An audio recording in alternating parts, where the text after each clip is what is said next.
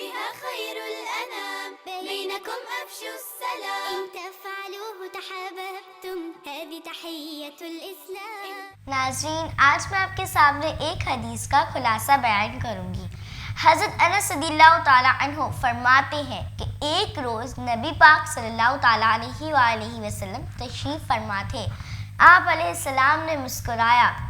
حضرت سیدنا عمر فاروق رضی اللہ تعالیٰ عنہ نے عرض کی، یا رسول اللہ صلی اللہ تعالیٰ علیہ وآلہ وسلم، میرے ماں باپ آپ پر قربان، مسکرانے کی وجہ بیان کیجیے. آپ علیہ السلام نے فرمایا، میری دو امتی قیامت کے دن اللہ کی بارگاہ میں گر پڑیں گے. ایک کہے گا، یا اللہ عز و جل، اس ظالم سے مجھے انصاف دلا.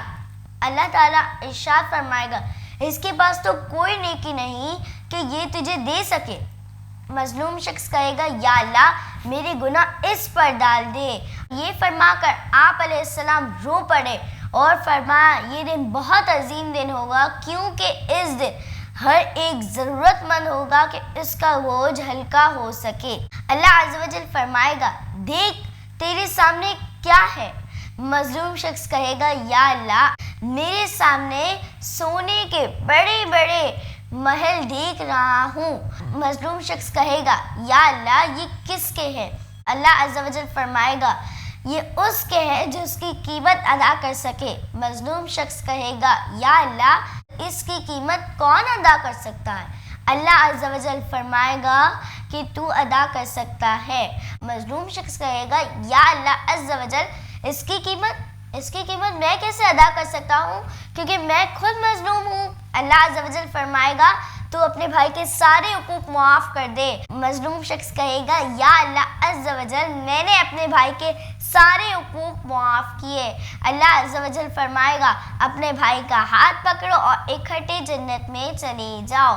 پھر آپ علیہ السلام نے ارشاد فرمایا کہ اللہ سے ڈرو اور مخلوق میں صلح کرواؤ، کیونکہ اللہ تعالیٰ بروز قیامت مسلمانوں میں صلح کروائے گا.